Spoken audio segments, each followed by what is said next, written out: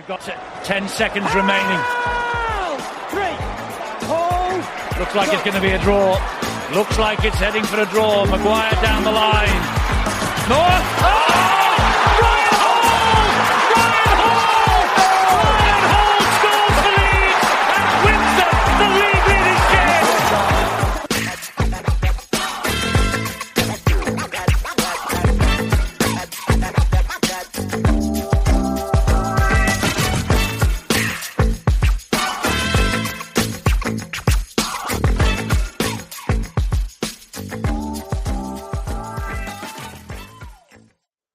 Hi everybody, welcome to the Lot Pod, the Leeds Rhinos Lot 17A podcast, kindly sponsored by ACD&B, who are a branding and creative design agency based in Farsley, Leeds. They create standout brands. If any companies out there need a new logo or a brand refresh, just get in touch with ACD&B. Thank you as always to them for sponsoring us. We love them, not only for their sponsorship, but their advice and incredible design work. They are working on, or will shortly begin work on, our second issue of the Lot 17A fanzine. We are taking contributions for articles, for illustrations, for artwork. So do feel free. If you haven't wrote for us before, feel free. You can always submit an article or an illustration or a bit of artwork. We kind of we like that quirky fanzine angle to the fanzine. So some people have asked me if we'd like a preview of the next game or a review of the last game. Thank you, but we don't want that. That's more like for the program type thing. We want to step away from that. But we do want your articles about your favourite game, your favourite player, your favourite pub, your favourite moment, anything to do that you can swallow up and tie in to the Leeds Rhinos would be absolutely ideal. So do feel free to submit a contribution. Just email it to lot17a@outlook.com. We're going to take all them, swallow them all up, see how many pages we need, etc., and then we'll get it all printed. It will be available for the first home game of the season physically, so you'll see my massive head. You won't be able to miss it outside Headingley, and a couple of other volunteers who have kindly said that they'll sell it with us. It'll be available to buy physically, and then if there's any left from that, we are going to sell it again on the Lot Pod shop, so it'll be available online as well. We've also got some Cam Smith badges available. Cam Smith 2022. The Cam Smith Appreciation Set is open for new members for 2023. Just check out the Lot Pod store. Again, all the details are on Twitter. Follow us on there, Lot17A on Twitter. There's no Reese today. He's unwell, so the co-host is no more for now. So wish Reese a speedy recovery. So I am on my own in hosting terms, but I do have two awesome guests. One of them is returning for his hat-trick ball, so I'll just play him in now to that gap. Welcome back, Tim. How are you? Good evening, mate. All right. Thank you for having me back. Appearance. Finally made it. Yeah. That's it. It's been a while since between them. It's like I don't know. It's been a while. I can't remember the last one I did. It's I think your last appearance from memory was in the real doldrum of Richard Agar, to be honest. I don't think you've done a Rowan pod. I've not done a Rowan. I've not done a Rowan, no. So welcome to the Church of Rowan. the Church of Rowan. We're all friends. It's not a cult. Yeah. I've heard people calling it a cult. It isn't. And also joining us is one of our regulars. It's good old Cameron. How are you, mate? I'm very good, thank you. Are you? Yeah, really, really good. So this is the match review panel for Leigh Leopards. I am going to warn you now, I will call them Leigh Centurions during this match review. It's just going to happen. Versus Leeds Rhinos. Now, first of all, I don't like, and you two can kind of come in a second, I don't like how rugby league in this country has started to call these trial games, the friendlies. We're not the NRL, we're not Aussies, and we're certainly not the NFL and American. Do you like this, Tim? No. It seems to start calling them trial games. What did Matt Shaw call it? A hit up, a hit out. A hit out. Yeah, hit out. I mean, yeah, I see what you mean. It doesn't annoy me quite as much as it annoys you, I don't think, but yeah, I can see what you're saying. It does get a bit NRL-ish. And I just think, like, I don't know, I'm like this, like, with like accents and things, you know, like when people say, "Oh, I'm on season 3," I'm like, "You season? It's a series." Anyway, that's another tangent. This is why we need Reese, because if Reese were here, he'd be saying, "Shut up, Eddie. Let's talk about the game." On to the game. Myself and Tim, we didn't go to the game, but thankfully, Cameron, you did go to the game. What were your thoughts, first of all, on when you saw the squad and kind of like the starting 17, so to speak? The squad and the starting 17 had very different impacts on me. So when he named the squad midweek, I was like, "Oh, that's a real strong squad." But then when he named his starting 13, I was a bit surprised. It was a lot more experimental than I thought. Obviously, with Ash at full back, and then Fusatua was originally named at centre, and then he dropped out. So it ended up being it wasn't quite the strong side that I expected. But I quite like seeing all the experiments that he's doing with, certainly with the backs and things. It's piqued my interest.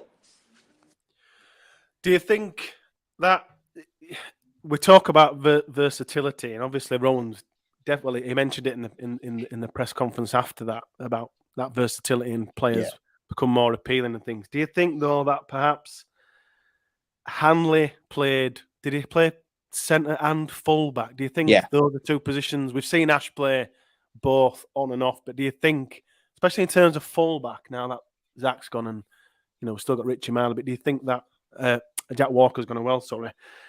Do you think there's a real chance that, although we've seen these players chop and change in these positions during these 2-3 friendlies, that there's a real chance we could see someone like Ash Hanley starting at fullback come the first round? I'd be surprised if it was in the first round, because I think Richie Myler will definitely play fullback in that. Him.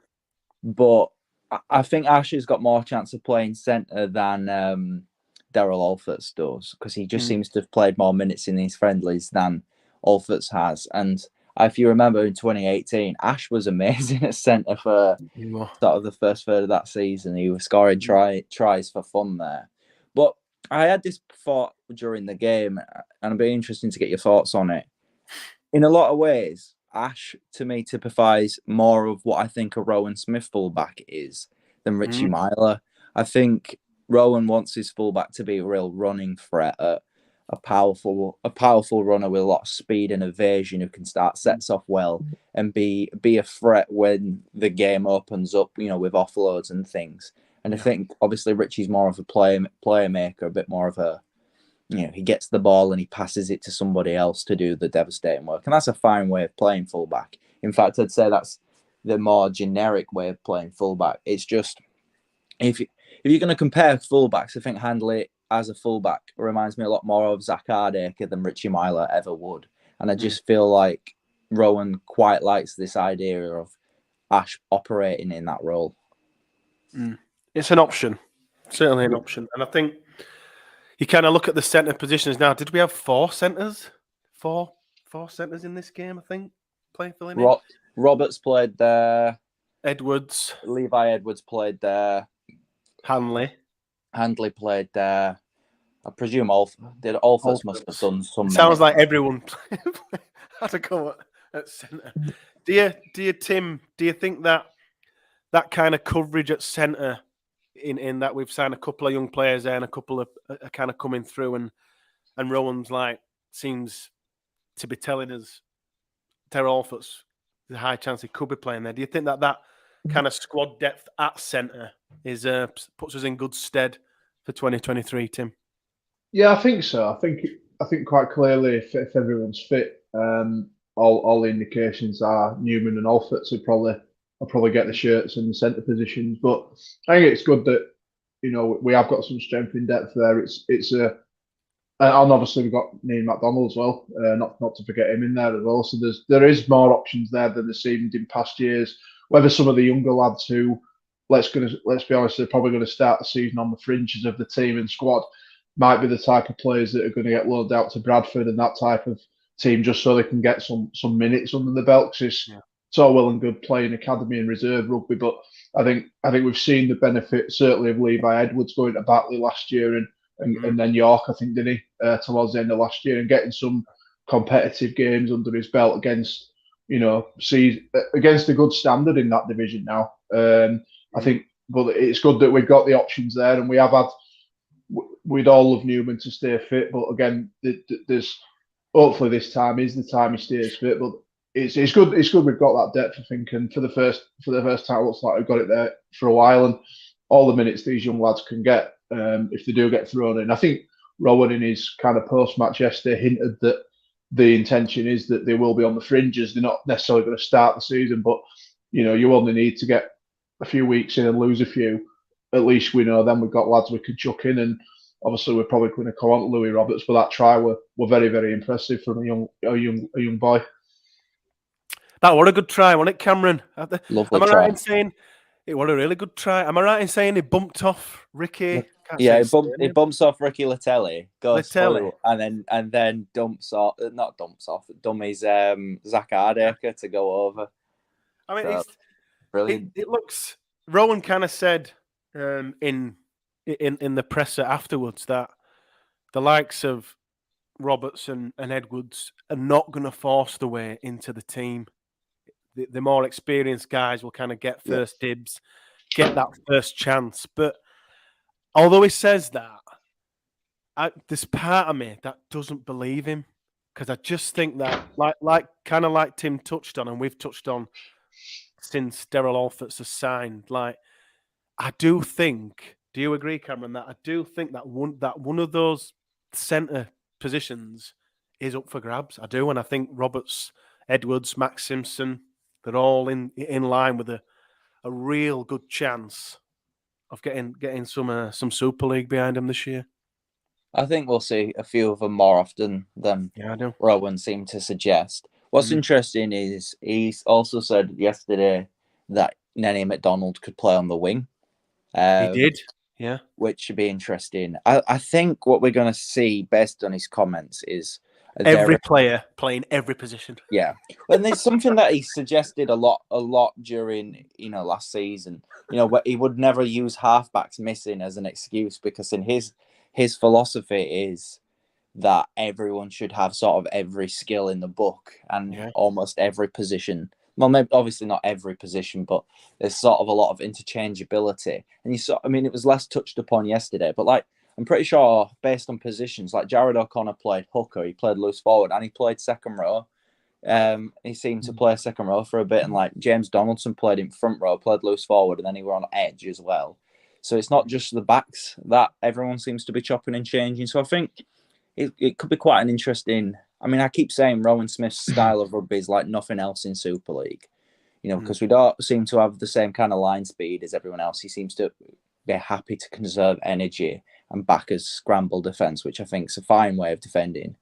I just think Rowan's an out-of-the-box thinker, and I think we could see, David Fusser wearing number 2 at centre, and Nenny McDonald wearing number 4 on the wing. And you've got to remember, a lot of these players are quite injury prone, so it's good that we got a lot of young players who can play different positions in that back line, who can just come in and swap around and stuff. We spoke a bit about Ash Handler, didn't we? In the fact that he played a bit of fullback yesterday and then a bit of centre. I wonder if part of Rowan's thinking is almost forward thinking to how his bench is going to be formed. So if you've got if the game ain't quite suiting Myler, as you mentioned, he's not really a running fullback. He's the sort of player that links in it. He comes into the line and he'll get a good pass off, or he'll get an offload away.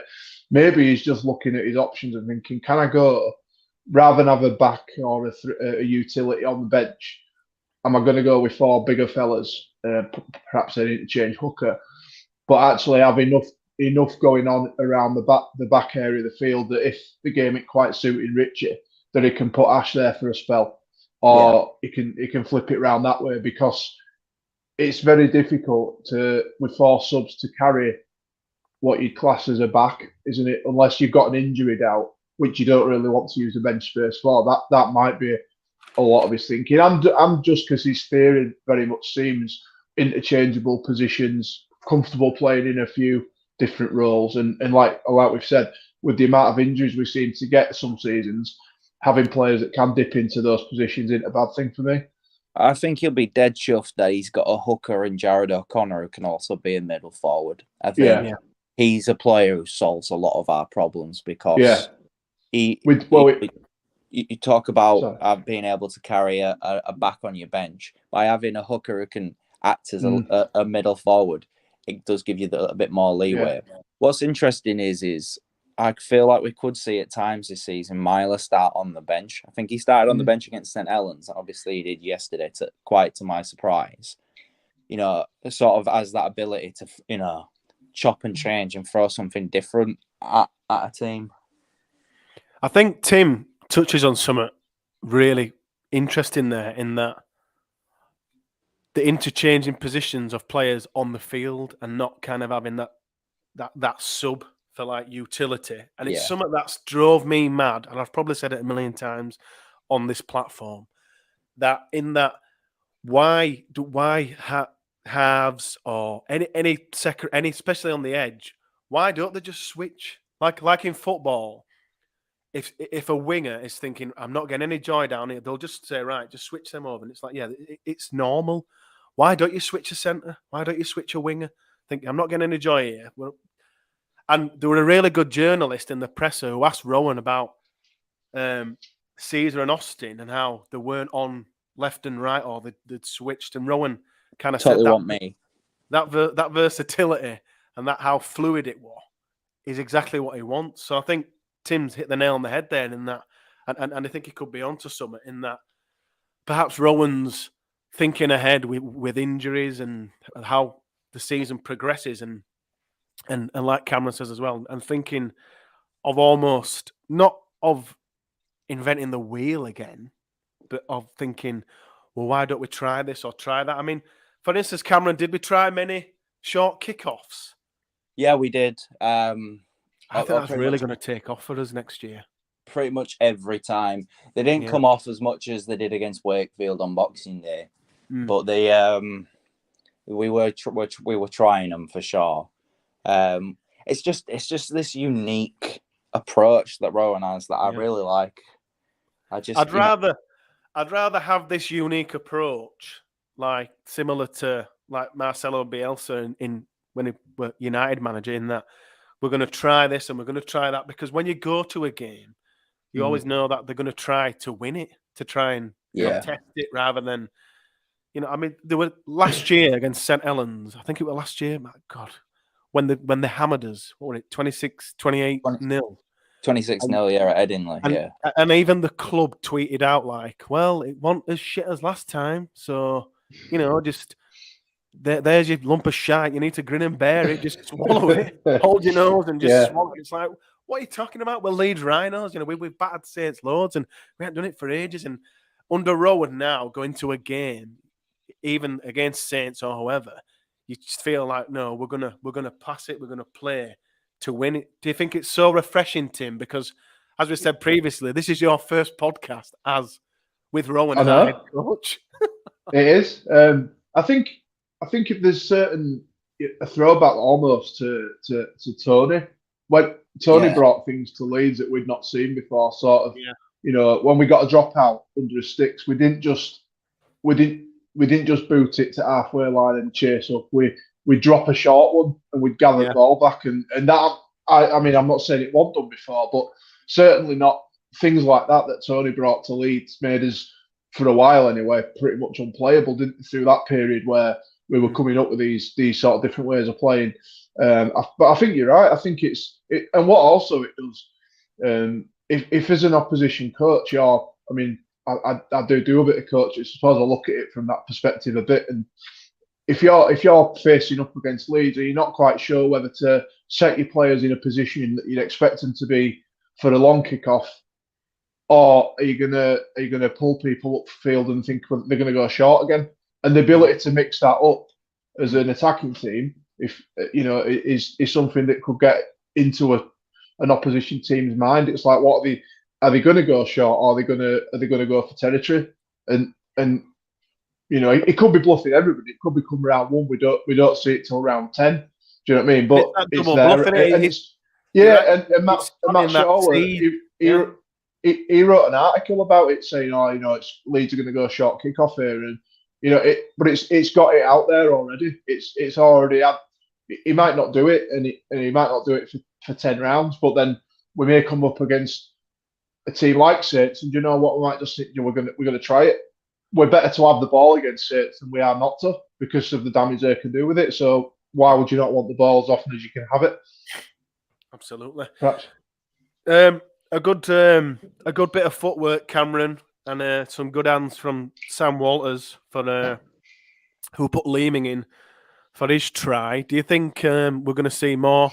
I think Sam Walters is going to get a chance this year, Cameron, or do you think after the signing of Lissone, Sangare, and the returning Tom Holroyd that he might have to perhaps bide his time, or do you think he'll get some minutes? I think the way he finished last season, he's got to be quite high up that pecking order. For me right now, he has to be above Holroyd just because. Really? Wow. Yeah, just because he played more last year, and it wasn't like he played poorly. He did a good job in a team that was doing well. And from if I put my Rowan Smith hat on, he offers you that versatility of he plays prop, but he desperately wants to play back row, which is his sort of natural position, and that's where he was playing when he goes through that gap. He was playing, he'd swapped to back row by that point, and then later in the game he went back down the middle. So I think he offers a lot that Rowan Smith likes, and like I said, just because he's played, so often at the end of last season, to me he's slightly ahead of Holroyd. It's just a case of whether or not the new signings are they already ahead of him. Sangare was very good again yesterday. His offloads are very Leeds attributes, and I think they can catch a lot of teams out. So it'll be interesting to see. Walters isn't far off the 17. He's knocking around it for me. Do you agree with that, Tim, or do you think it's Holroyd first? No, I don't disagree with that. I think as well, Walters gives us something that, apart from Mick, he gives us that bit of height in front row as well. Perhaps not so much now we've got Lissone and Sangare too, but certainly last year that pack was very, very small in grand scheme. I think he does give us some. I do think he's probably just a shade above Tom Holroyd. I think it's a big year for Tom Holroyd. If I believe it right, he's off contract, isn't he? Is he off contract this year? Like a few of them are. Quite a few off contract, isn't they, Joe? I think it's a big year for Tom. Been a lot of talk about him. He's been in and around the squad now for a number of years. He would have had opportunities last year had he not got his big ban after the punch at Bradford. So I'd love to see it, because I think there's definitely a player in there. But we've been speaking about that now for a few years with him. So he's going to have to bide his time. But then when he gets it, which he will, because Smith's name dropped him quite a few times and mentioned him and how he's gone about it in pre-season. But he's going to have to absolutely take his chance, because he might not get one for another 4 or 5 games if he doesn't. Because there's players waiting. Sorry, I didn't mean to interrupt. No, it's all right. I was just going to say his contract runs out 2024. 2024, right, okay. But pecking order-wise, I think it is a big year for him, especially with the young lads pushing him. For sure. I mean, when he has played over the last 2 years, he's played really well. Not last year. When I'm talking 2021, 2020, 2021, those 2 seasons. I thought when he played, he was really good. His trouble is he don't get consistent appearances because he gets an injury or he gets a ban, and that's the last thing you want as a developing player. You want to be able to play, even if it's at reserve level or on loan at Bradford. You still need to be getting them minutes. So if you're spending them on sideline because you're injured or because you're suspended, you're not getting that development. Yeah, I remember last year when we played Featherstone. I think he got injured in that game actually, and it didn't look like anything. It didn't look like anything that should. It looked pretty innocuous. He just sort of hobbled off, and we didn't see him again then for about 8 or 9 weeks. He did, but that's what I mean. It were excuse me. Had he not got injured, you felt he was going to definitely be in the 17 come the first game, because he were in up and down performance, which friendlies sometimes are. He had a very consistent spell in the middle, and he carried it hard, and he looked fitter, he looked leaner, and then the injury just seemed to set him right back. And by the time he came back, the team were going through that transition with obviously Rich going and Rowan coming in, and then he lost his place. Other players stood up. He then got loaned out to Bradford, and the big ban happened. So I think it's a big year for him. But I do think there's a player there, and if we can get that out of him, then he's not. The potential's definitely there as we've seen it. For me, I've always seen him as, if Aledski's the number 8, ideally Allroyd was always going to be the number 10 long term. It's just this sort of 2022 has been the worst possible year that he could have had in terms of appearances. So that's what's set him back. So I agree. This is it's a big year for a lot of our players. Like for me, it's a massive year for Harry Newman. He needs to. Yeah. If he gets injured, short-term injuries and not many of them. I keep saying this. He needs the equivalent of Callum Watkins' 2012 season. That he had loads of injuries up until 2012. Did Callum, and then in 2012 he had a great season. He hardly got injured. He did. I think. Sorry. Robbie Rhino has asked on YouTube, on our YouTube comments, how did Leon Ruan play? Because he played well on Boxing Day. How well did he go, Cameron? I'll be brutally honest. For most of the game, he was on the other side of pitch to me, so it was quite hard to see how well he was doing. He seems to defend quite amazing. Yeah, he seems to defend quite well. There was one moment actually. It was in the first half where he got given a short ball, and for a young lad and a lad who Rowan said isn't that's Super League level yet. Boy, did he show some strength. He carried two tacklers for like 10, 15 metres towards the try line. And he turned what had been a bit of a scrappy play into a positive play. That were the sort of his standout moment. I was surprised to see him in starting lineup. To be fair, I thought James McDonnell would have got the nod, but I was pleasantly surprised, and I thought he didn't do bad. It's just it was hard for me to see over on that side. Take your binoculars next time. Talking of young players, Morgan Gannon. Now, this is the second friendly that we've seen him. Or trial match. Yeah, trial. That we've seen him at halfback. Is this genuinely now? We've kind of touched on this again before, but the more I see it, the more I see Morgan lining up in the halves. We are going to see this, do you think, in Super League this year, should we get an injury?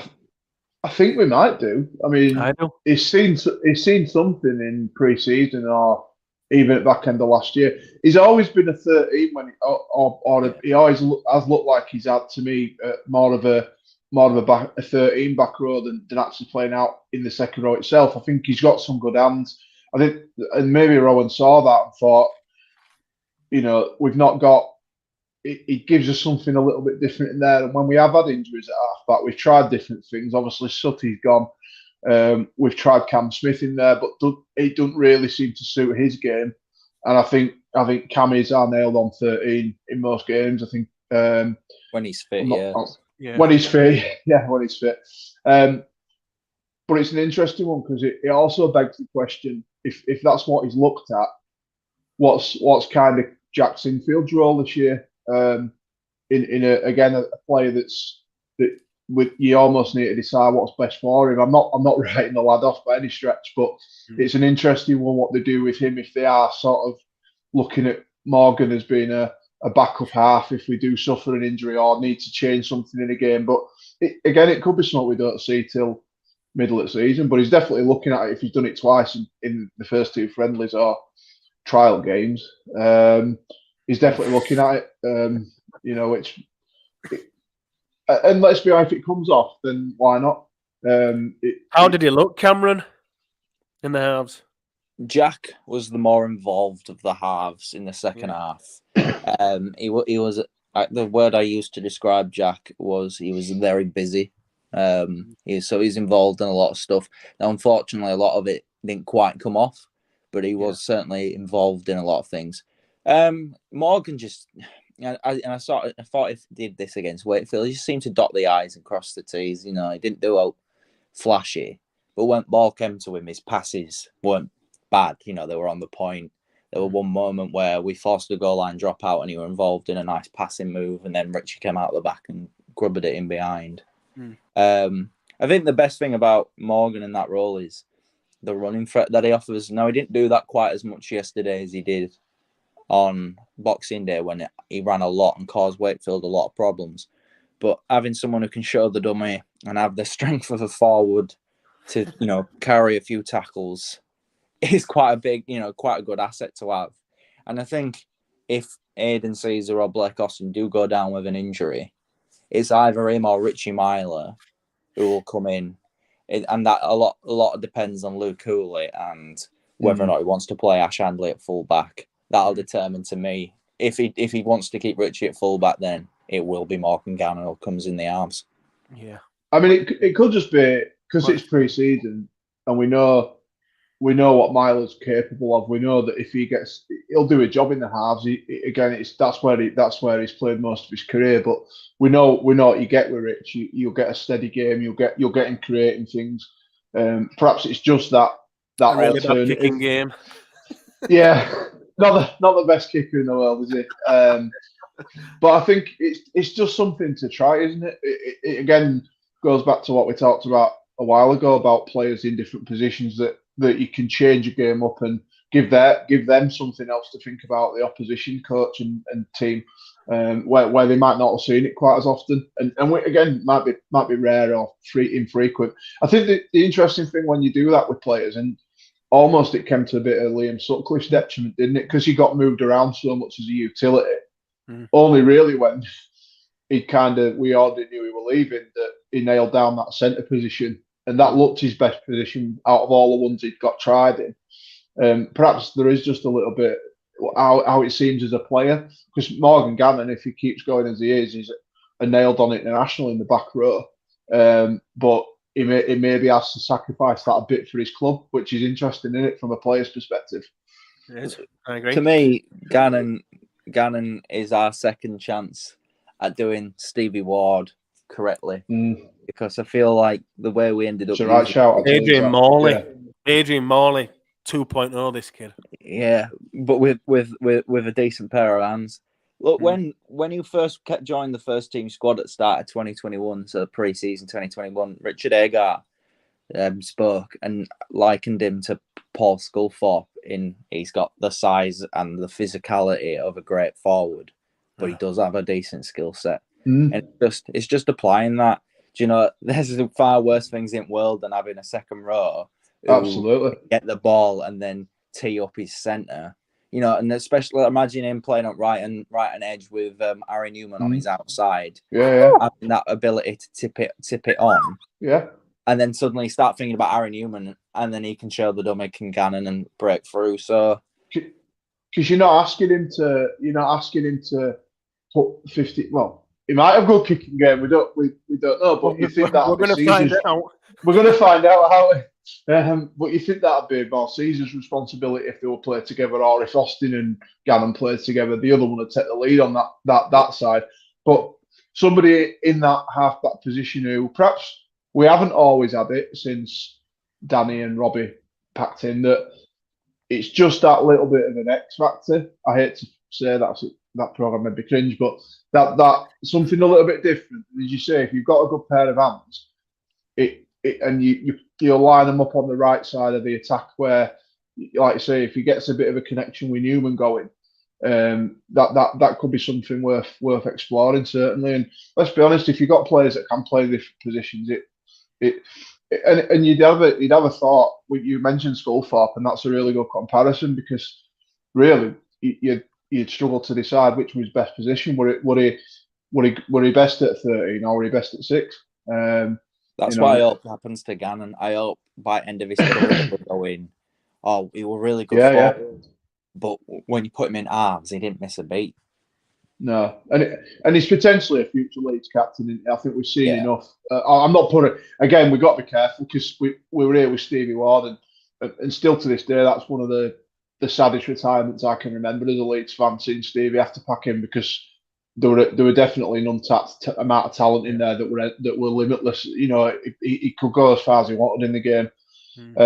But I think it's just an interesting point you make about Gannon. I think he's capable of doing anything in the game, and I would definitely see him as a future Leeds captain at some point. I agree. Can we talk about the halfbacks, Lottie? Have we got time to talk about Austin? Of course we have. Go for it. I thought they looked quite good yesterday.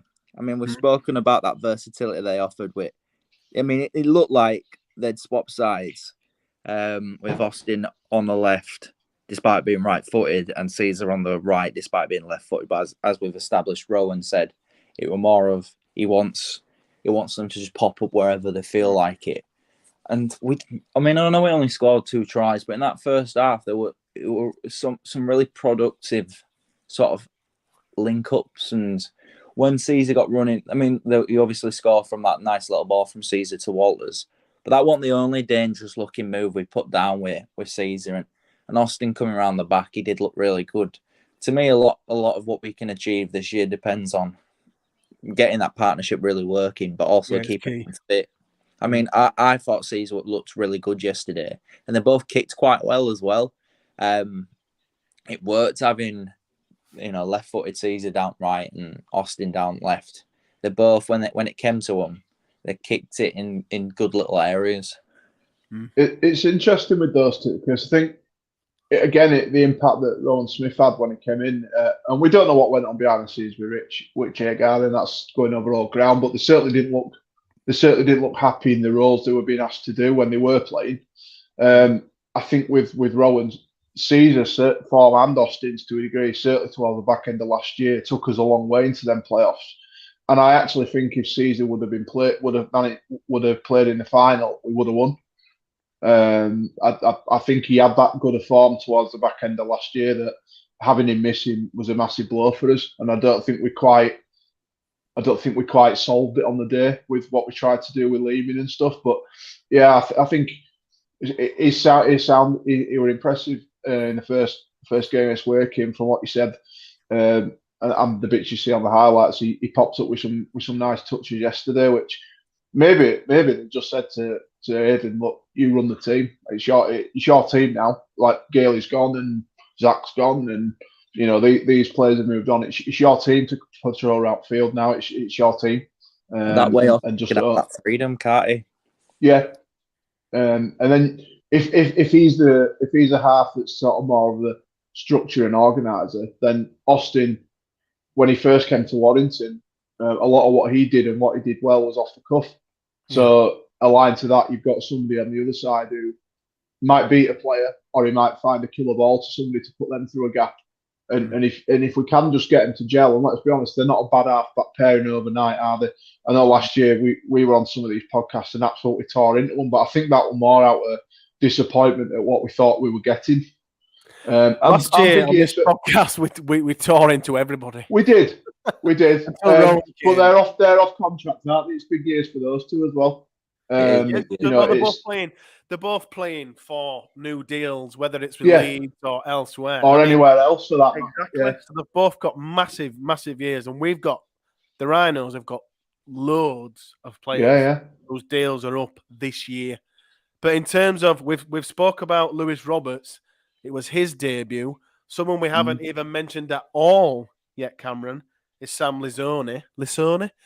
How did he play? How did he look? Rowan said he looked steady, but he's got a lot of work to do to get to kind of the level where Rowan sees him, or even what level that could be. Not even sure Sam knows what level he can reach, but Rowan has high expectations for Sam Lisone. How did he look yesterday, Cameron? I think Rowan hit the nail on the head. He didn't look out of place, but he just seemed like he needs to get up to speed, if you see what I mean. And a person of that frame, he could be quite a wrecking ball for us. He obviously got dumped in cold as well. He will never have played in such a cold. Yeah. I've never seen snow.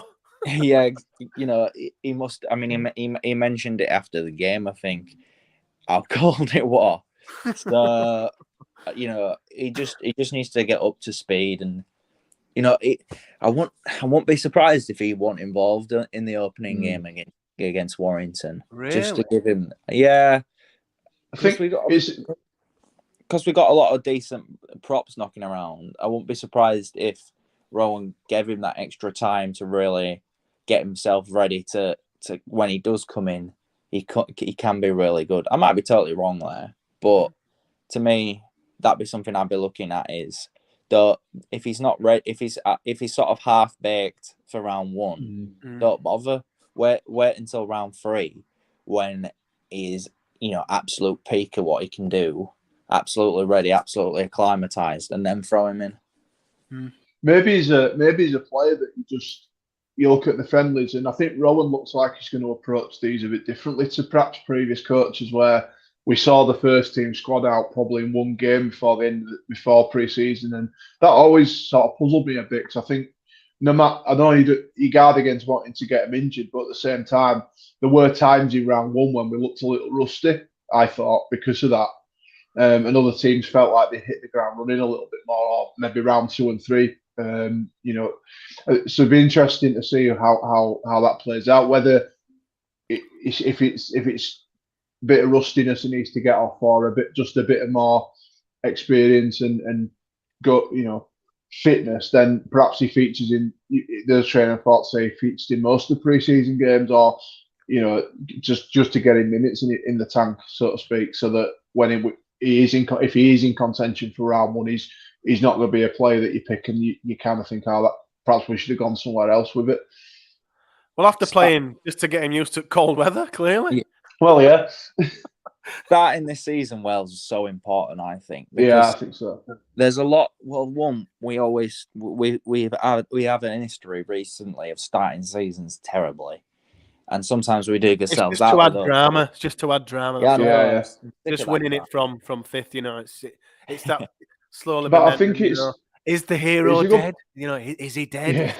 But then he rises and comes back and saves the day. It's just drama, Cam. If a story ever summed up Leeds Rhinos, I think what you just said would sum it up. Season. Precisely. It always makes the better tale. That's why we do it. But yeah, if I take my fairy tale hat off that Lottie's clearly wearing, and I never take mine off. It's like glued to my head. Yeah, I know it is. If I put my logic hat on, it is important. Big feathers coming out of it. Yeah. It is. I think it's a really, really interesting season coming up. You've got Saints having to go down to Australia to play the World Club, and it'll be interesting. You've got everyone's tipping Huddersfield to go really well, and you look through the squad and player for player, they possibly do have the best squad in Super League going into this year. But then there's what you're going to get from Warrington, Wigan. Were very good last year, and Matty Pete's they've made some more signings now and shed 1 or 2 players out as well.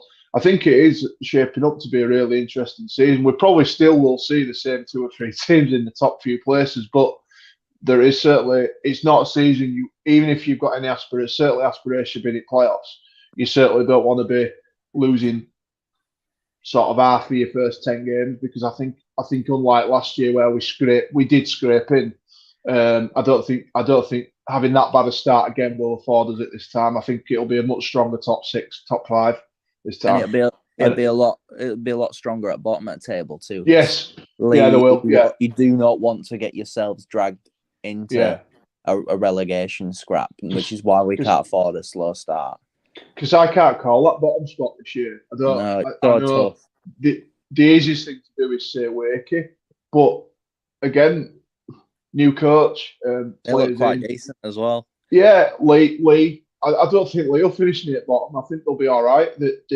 I think they've enough in their squad to be comfortably. I'm not say challenging for playoffs, but I certainly don't. That's what you're right. Look, you could easily look over your shoulder. There's not with all respect, there's not a Toulouse or a London in there this year. A bad start, and you could be looking at a proper dangerous season, and that goes definitely. 90% of teams in the league. You two clearly, exactly. You two clearly have not seen the Castleford Tigers squad, because they are. Well, no, I was just about to say. 100%. I'm just about to. I know how much you love Cass, Lottie. I was just They've about got to say 37 players. they've got a cast of thousands in their squad, but it doesn't mean any of them are any good. It's like and I noticed I know I'm not the biggest Cass fan in the world, but that's the worst Cass squad I've seen for many. I noticed years. the squad numbers. I noticed the squad numbers got released the other day, and Greg Eden managed to get the number 2 shirt. That's maybe a sign of how bad things might be. No, it's a great point all around, really, that you start off slowly this year, and you're in for a long hard season because they don't look a side that's going to lose. Over half, 3/4 of the games. There's not been that one side that's cut adrift. Maybe Cass that'd be cut adrift. I just can't see it. Well, we've kind of gone on a bit of a tangent there, but we did. We have. We did lose this game to Leigh Leopards. I told you I was going to say it to Leigh Leopards. So I'll just better say that because someone will say, "Oh, you never say the full-time score." So we lost, but we don't care. We're still going to win the grand final. Just kind of touching onto Leigh, and obviously this disgusting kit that they've got, this leopard disgusting kit. Cameron, you've seen this in the flesh now, this kit. Now, sometimes, perhaps you'll see a kit on Twitter or online and kind of think, that's gross, that's disgusting. But then sometimes you do see it in the flesh. You see it in front of your eyes. It's happened to me before, Rhinos kits. I'm assuming it's happened to you too as well. You think, it's not that bad. Is it such a case for this Leigh kit, Cameron? It's funny you say that because I really love our home shirt even more than I did because of the Boxing Day and yesterday because it looks really great in person. I think it looks good. Yeah, I think it looks great. But as for the Leigh kit, I'm not overly keen in general. The thing about it yesterday is because you've seen it in person, but you obviously sat in the stand. You can't tell that it's a leopard print. So I suppose it looks better in the flesh. What I will say is, I think they need to consider the colour of the numbers on the back of the shirt. Now, I'm going to say that look like Magic Eye from telly. I don't know what it looked like on the pitch, but it looked like. I'd imagine you were squinting to see who it was on the ball. It were really. And you'd think the red numbers would work because you'd think they'd stand out, but for some reason, it didn't quite work. You couldn't tell what the numbers were. So I still can't get it out of my head that this is just not one massive ruse from Derek Beaumont. I still remain convinced that come the week before Super League's due to start, he's had everybody with this Leopards thing. Yeah, I don't know what it is. I just get the feeling because everyone's talking about it and they're slagging it off if they're not a Leigh fan and they take it piss if they're a Wigan fan, blah blah blah. Yeah. But it's an interesting one. Until we get to round 1 and we see him with that kit on or that of the Leigh Leopards, I still remain convinced that it's just all a massive marketing play by Derek Beaumont, which if it is, fair play because he's had everyone talking about it in pre-season. Yeah, he's done it. Talking of Leigh, there's been a rumour, I think it was Rugby League Live, Matt Shaw, who's kind of said Ava Sumanafanai has signed, ex-Leeds of course, has signed or is signing for Leigh Leopards. Got it right that time. He was a good servant for Leeds. Really was. In 2019, 2020, Cameron. Yeah. I think he's only 30, 31. If he does sign for Leeds, do you think he'll go well? Do you think that's a good signing for the Leopards? It'd be a really good signing. I saw it and I kind of sighed because it made me a bit sad because I really liked Ava. And I think we could have had... Great, wasn't he? Really good servant. With him, in a lot of ways, he feels like the player we've been missing. Maybe not so much now that really Aledski's... Well, even last year, it always felt like we were struggling for who's going to be... I don't think... sorry to interrupt. I never felt that we always... When he left... replaced him. Yeah, we always wanted... We said it on this podcast loads. A couple of people have said it. I've kind of said, do you know what we're missing? Ava. We need Ava again if we had Ava in this squad. So I think you're right in that we never kind of replaced him. Carry on, sorry. But yeah, I agree. We Zane came in obviously when he left, but it was very clear that Zane was supposed to come in alongside him, and then Ava left, and that's why we brought in King. Vuniya Yawa, whose name is also very interesting. But yeah, he'll be a good signing for Leigh. Derek Bowman's been open about what they wanted, another middle forward. And there's a few knocking around. Obviously, they were linked with Jared Warrior-Hargreaves, but he's got one more year in his deal, so that were always going to be tough. Yeah. But when Canterbury let go of, it was a Dylan Napper situation. Both the player and the club decided it was time for him to move on.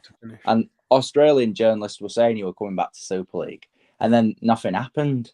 It all went quiet. And my question would be, why hadn't Catalan picked him up?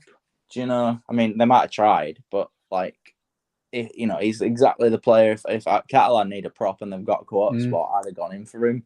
I think Catalan have got a couple, at least two. Yeah, they've got two. They're trying to sign a prop and a centre. So I'm putting two and two together, but I think what they're doing is waiting for the NRL to start. Not a bad idea. Yeah. Then as soon as a player or two gets cut, they'll just swallow them up. Ava, Tim, do you reckon he'll still got it in him? Do you think he'll be a decent signing? I do. I think like you two said. I think he would have low when he left. I can't remember now. Were it family circumstances or were it us freeing up a quota spot? I can't quite remember what because he wanted to go home because that's it. Yeah. Wrong time, wrong place for him. But he definitely put he definitely gave us a good effort while he were with us. Yeah, exactly. And I think he'd be a good pickup for Leigh. Really good signing, and has played Super League. I think he'll hit the ground running. Yeah, again, like you said, Cameron. I think I had a look at that and I liked it. When he played for Leeds, and it'd be a good signing if you get that one done. Really good signing.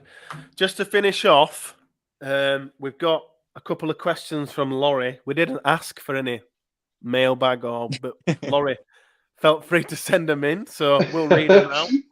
Just to finish up, 3 questions from Laurie from Lorna's View, who's one of our Lot Pod squad regulars as well.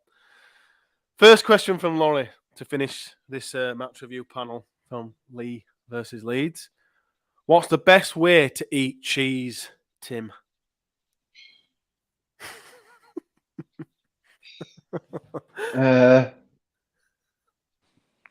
Probably melted, if that's what it's getting at. Cheese on toast. Cheese on toast, cheese on a pizza. That's the best way. On a pizza or a burger, on something. Yeah. I think that's got to be that's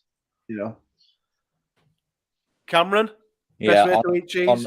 On a pizza, full stop. Absolutely. It's the only way to eat cheese. Yeah, I agree. I can't eat it on its own. It's disgusting. I absolutely agree. Second question from Loz. If you could move to another city in the UK, where would you go, Cameron? If you could move, I don't know where you live now, but if you could move somewhere, where would you go? Well, I have arguments with Mrs. because where we live, it's Leeds City Council, but it's a Wakefield postcode. So if we take her side of things and say I live in Wakefield, well, I'll just move to Leeds. If we take my side of things and say I live in Leeds, I'll move to Wakefield because it's close to Leeds. So where do you want to move? I don't want to. I suppose we'll throw Liverpool in there. It'd be cool to be close to Anfield. It's a nice city, Liverpool. Tim, anywhere we'd like another city? York. Nice. I don't. Yeah. That, as soon as I read his question, I just think it's. We had family there. Spent a lot of time there as a kid, and yeah, exactly. It's a beautiful place. It's just a beautiful city. It's got everything. It's good if you want to go out for a beer. It's good if you want to go out and do touristy bits. It's nice to walk around. Yeah, race course. I've not been to the new stadium yet. Yeah, Rugby League Club. I've not been to the new ground yet. I need to tick that one off this year, hopefully at some point. But yeah, I think York for me. So that if I could move anywhere. I moved from Leeds. I don't live in Leeds anymore, so I just moved back there because it's just the centre of the universe. It's the greatest city known to human beings. Yeah, to anyone. Leeds for me, Loz. Last question. Thank you to Cameron. Thank you to Tim for coming on to review this with us. The last question to wrap things up from Laurie on a mailbag we didn't ask questions for. At the age of 39, God, are you that old, Loz? I've just discovered slippers. What have you discovered recently that's blown your mind? Have you discovered anything recently, chaps, that's improved your life, or perhaps something you've tried? I don't know about blowing my mind, but something that you know the bottles of milk and they've got the foil thing that you pull off before you open it. I feel like you're really going to teach us something here. No, well, this is quite a recent development for me. Again, people listening might be like, "Well, I'm 41 this year, so." But formerly, I'd always throw the little foily bit away. I don't know why I just did that. You can't see it on camera, but I just did a throw. But somebody said to me, "Do you know what? You'll keep the milk far fresher if you put the foil bit back in the lid." Oh, is that why my dad does? So I've started doing it because we moved house about 6 months ago, and I don't know if it was the quality of the fridge or what that got left. But we found the milk were going off. When we've got 2 kids, we could do it with a cow. We go through. Oh God, yeah, you go through loads, but you can't get enough.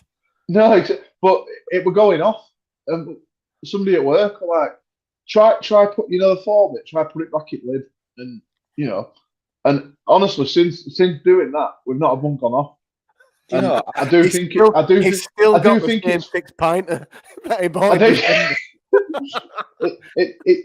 I'm not saying it's not quite up there with blowing my mind so much, but it's definitely something that a year ago I didn't do that I do now do, and I didn't think anything of it till it's a life hack more than a Laurie's kind of slippers and everything. Slippers. But, yeah. Do you know, I used to have arguments with my dad all the time. Well, not arguments, but he used to wind me up when I still lived at home when he would leave the foil over the milk because I'm like, it's so annoying when I'm opening milk and I've got to deal with this foil. But now I might see his point. I never asked him, is that why you do it? So just fits in cap. You know what cap is? If you just slide it back into cap. Well, he never peeled it totally off, if you see what I mean. He doesn't get it where. He just doesn't get it where now. But the thing that's blown my mind is that I've just started watching with my fiance Modern Family, the sitcom, and I'm really enjoying it, and I didn't think I'd enjoy it as much as I do. But, so I suppose that's blown my mind because of how much I enjoy it compared to minimal expectations. Really enjoying watching it. It's really good. It's hilarious. Absolutely, it's really good. Big fan of Phil Dunphy. Really good. It's hilarious. Really good. I don't know what's blown my mind recently. I kind of thought about it before we came on, obviously, but I can't.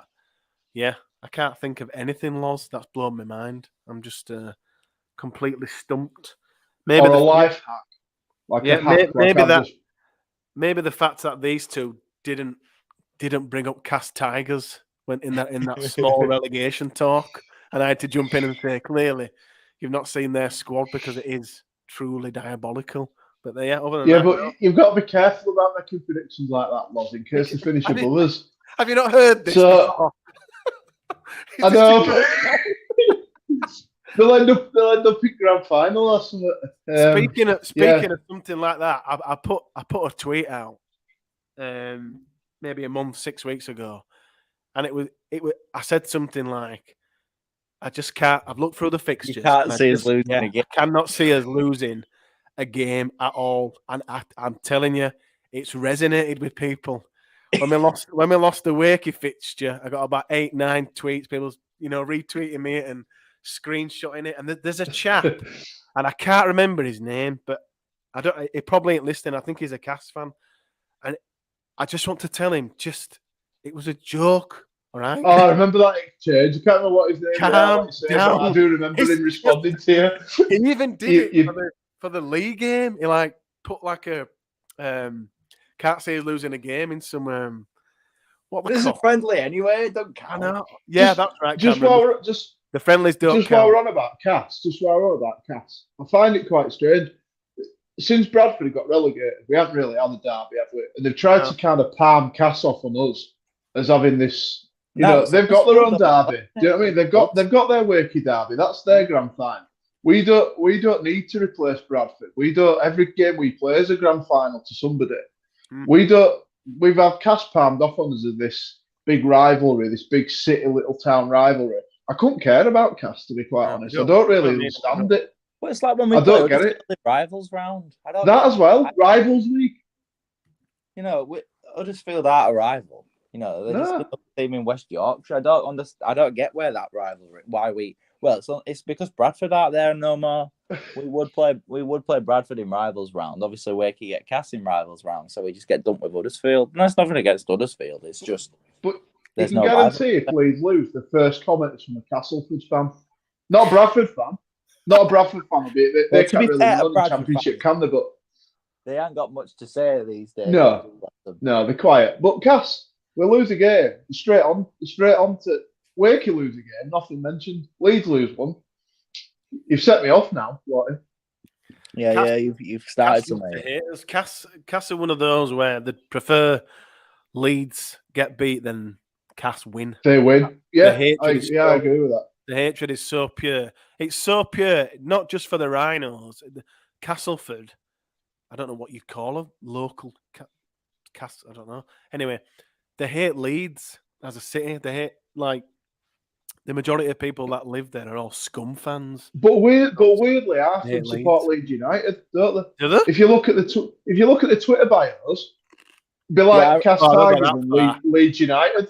I remember when we played at Ellen Road, you know, in 2018 when we played Cass at Ellen Road. Yes. Me and my dad were walking back to the car, and there was this little Cass fan. He must have been like sort of 8 or 9 with his dad. And they were clearly both Leeds United fans as well as being Cass fans. And they were moaning about Leeds Rhinos singing Marching On Together and that it was Leeds United. So I'm like, how can you sit there one day going, we all hate Leeds scum? And then next weekend comes, you're at Ellen Road singing, we all love Leeds. I just don't get it. I can confirm that it's just because Cass fans are weird. And on that note, that is the perfect way to finish this match review panel. Tim, thank you so much. Cameron, thank you so much. What's the next game, Cameron? Bradford next week. We will be reviewing the Bradford game. And then OKR.